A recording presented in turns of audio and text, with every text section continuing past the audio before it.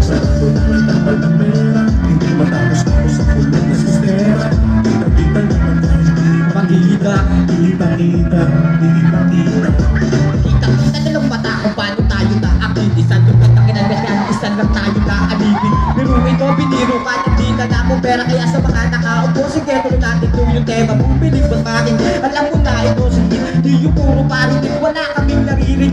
Ano ba kasi yung sinabi nung sila'y nakarinig? Nagbibingi-bingian na pag nilapitan na sila. Inatipang isang bansa, ang dami ng pinagbabawal. Sa Pinas ka lang makakakita ng itong malaw. Ang musgaan ng kurap, sumagat yung mga dagos. Sita ang sariling bayan para sa mga tayo. Kaya sa mga nauuna, putang ina, tumulong ka. Hindi yung pandurukot, pasabay birapa talaga. Yung banda mo talaga mauna kasi nagbayad na sila. O binayaran na sila para kumapos ng iba.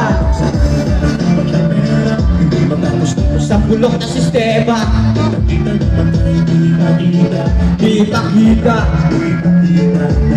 Sarado na lang dapat ang pera, hindi matapos ako sa kulong na sistema. Kita-kita naman tayo, di makita, Di pakita. di pakita. Kami madungis man tingnan, meron pa rin karapatan. Pero dahil sa amin uri patuloy yung niyuyurakan. Tatapakan, tataboy, dudungis ang gandangal. Para sampay yung batas kung kayo mismo marahas. Kami mismo magpapatunay na hindi lahat papatas. Sa siyang kahirapan na ating nadinadanas. Korupsyon sa ating bansa hanggang kailan may daragsa. At tatarap na dugo o papatak na mga luha. Kailan may daragsa at papatak na mga luha. Itong nakabataan madalas yung makikita. Kaya paano nyo nasasabing kahirapan? Bakit hanggang ngayon may nagbago ba sa bayan? Ano na bang nabago? Meron na bang tugon? Kung puro lang salita, sa huli mababaon. At kami titik-tikin, kami pasisingilin. Kaya huwag nyo kami sisingin, pag kami nananingin. Hindi matapos ako sa kulong na sistema. Kita-kita naman tayo, Di pakita, di pakita, di pakita. sarado na lang dapat ang pera, hindi matapos ako sa Bulok na sistema, kita-kita naman tayo, di makita, di pakita, di pakita.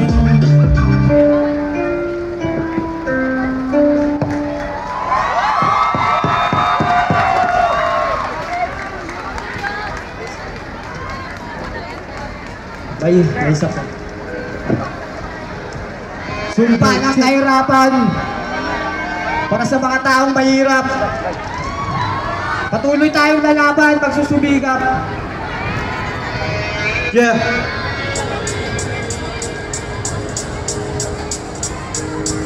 Simple naman ang buhay, bakit di na ganito? Porket pa may pera na kumikitin na lang sila habang kami nag-aantay. Sa muli ng pagbabago, nasa na yung sinasabi na tinulong ng gobyerno. Binili aming boto para sa panalo nyo. Habang kayo nakaupo, ito kami nandiling. Magiging nakatabukan para sa kagaya ko. Yung dapat na justisya, di nyo dapat tinatago. Alaala na. Yo. Chill.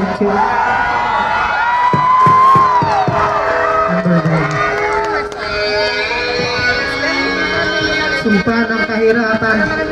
Yeah.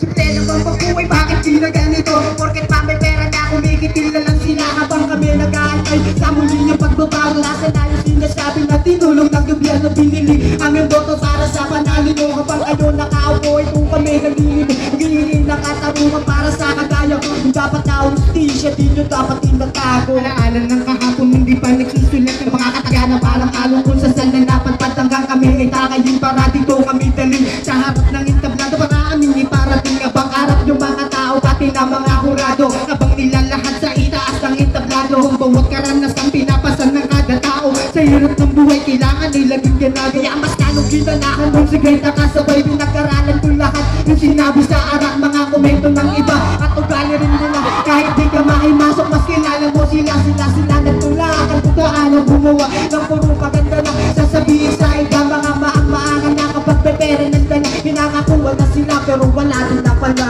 Diyan ko din biglang nalaman interes ng kada tao. Di na din pabago sa aling sistema ang ipinalagaw. At nagoba yun lumala mga tao. Nunong naman mantala kahit maliliit na tao. Di nyo matapansin tayo pinagsasabo ng mga mapangalipin na sa akin sa kapangyarihan. Nagpasilo sa pera na pain ng mga dayuhan. Kaya ang Pilipinas ay lubog sa kahirapan. Di pa ka pinanganak pero may utang na agad pinag-aali. nag-aalay ng buwis kahit sila'y nakikinabang sa kaban ng ating bayan na kurap lang nakinabang kahit sarili natin ay di mapakinabangan lalo sa kagaya ko na simple na mamamayan at turing maralita at lalahad ng mga balita naglalahad ng mga balita sa uring maralita kaya kong bininta lang hanggang nalaman ko lahat simula nagkaitad minumulat ang sarili para maipahayag ang gusto ko ang sabihin sa harap ng mga tao na tumigil na lang tayo din problema kapwa tao tayo din nagindihado tayo din nagindihado sa problema ng kapwa tao at subot man lalayag na sari-sari pahayag di kailangan magtulakan bagos tayong magatakan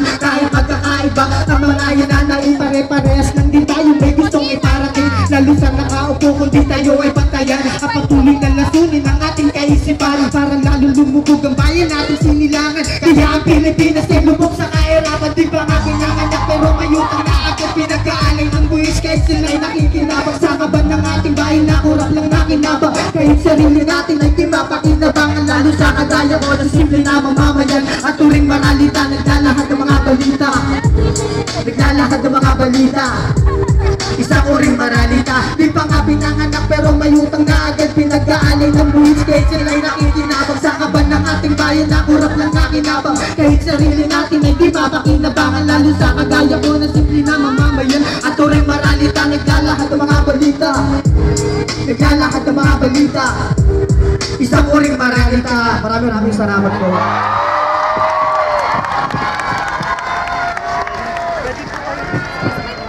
Mga kasama, bago natin ituloy ang programa, kilalanin po natin at bigyan natin pagpupugay ang mga kasama natin sa Timog Katagalugan ay nakalusot na! Timog Katagalugan! Tuloy-tuloy ang laban! Tuloy-tuloy ang laban! Timog Katagalugan! Timog Katagalugan! Tuloy-tuloy ang laban! Tuloy-tuloy ang laban! Timog Katagalugan! Tuloy-tuloy ang laban! Tuloy-tuloy ang laban! Timog Katagalugan! Lumitaw noon at lumilitaw ngayon mga nirecycle na programa at polisiya. Masagana 99, ang Nutriban, ang awit ng bagong lipunan. Nariyan din ang pag-aayon ng mga curriculum mula basic education hanggang tertiary education na magsisilbi lamang sa interes ng mga dayuhan at mag-aanak ng mga pasibo at sunod-sunurang mamamayan sa kung sino ang nasa kapangyarihan. Nais ng pamilyang Marcos na malimutan ng sambayanan ang paghudhod nila sa kabangyaman ng Pilipinas, ang pambababoy nila sa bayan at ang pasistang terorismo, tiranya at diktadura. God, let's go! Ang tanong, bakit lukot na ito? Kasi nagkagit-gitan, hinarang tayo ng mga pulis, kaya ito ay nalukot. Ang tanong, bakit tayo hinarang? Wala naman po kaming gagawing masama, kundi ang magpahayag.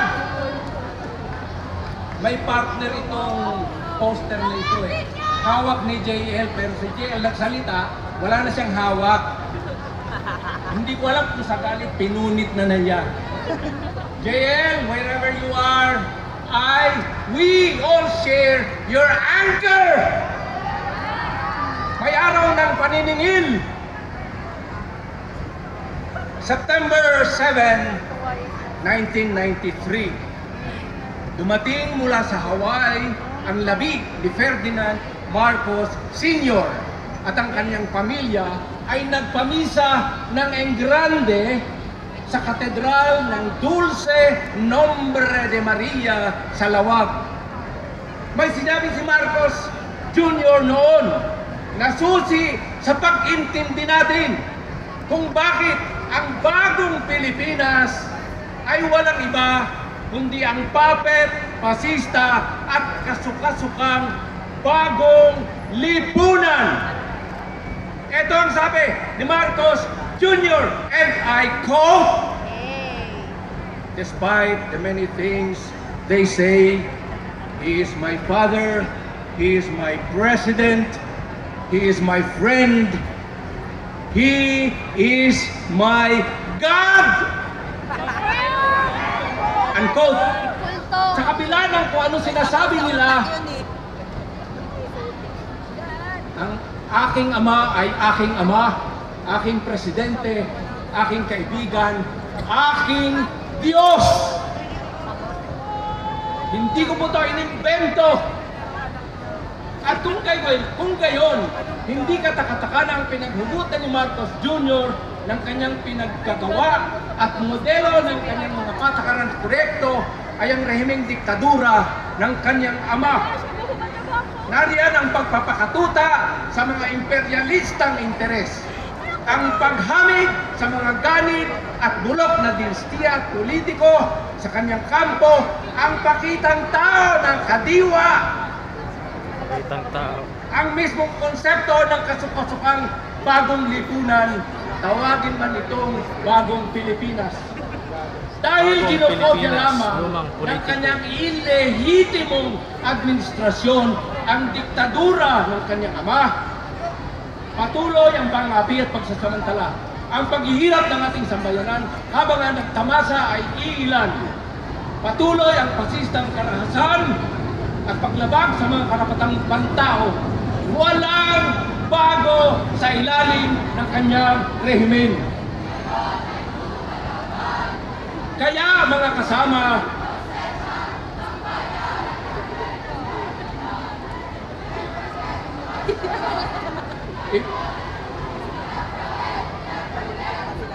ipagpatuloy natin ang ating laban.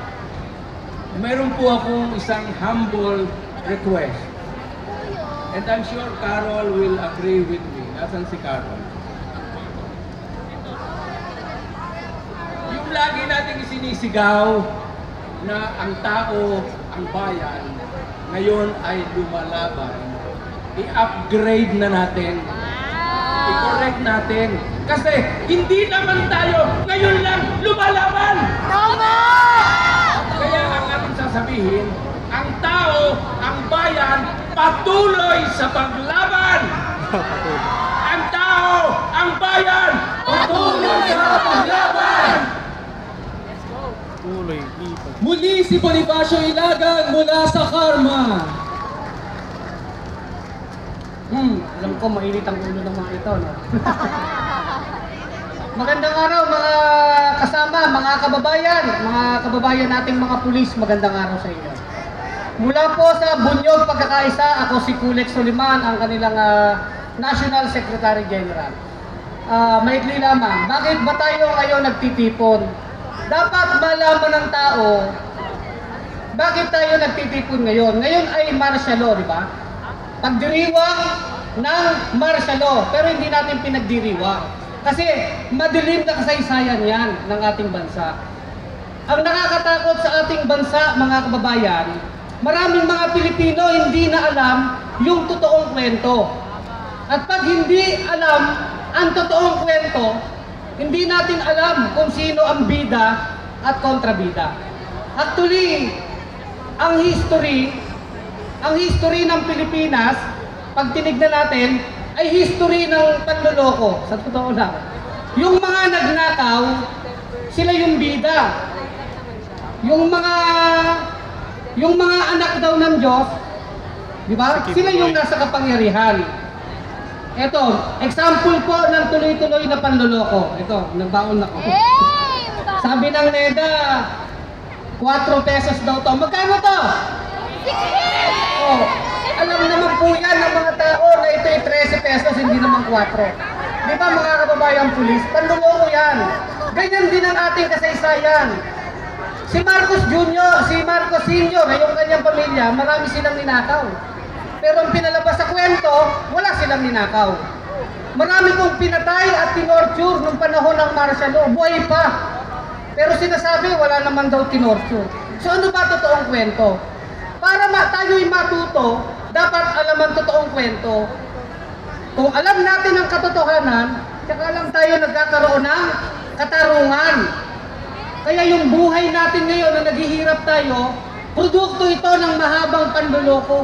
Mula pa nung panahon ng Amerikano, panahon ng Hapon, panahon ni Marcos, hanggang kay Duterte, hanggang kay Marcos ulit, niloloko pa rin tayo. Kaya nag-aaway sila ngayon, huwag tayong nagpapaloko sa ganyan. Diba? Kung sila'y nag-aaway, away nila yan. Pero itong mga ito, sila din naman yung nagsamantala. Mag-ingat tayo dyan. O, tama. Yun. So yun lang yung mensahe ng Bunyog Pagkakaisa, mga kabataan. Mahalaga na ilaban natin ang katotohanan. Dahil pag alam ng taong bayan ang katotohanan, may katarungan. At kung may katarungan, may kapayapaan. Kasi ang katarungan dapat, ang produkto niyan ay kapayapaan. Kaya tayo nagkakagulo ngayon, walang katarungan.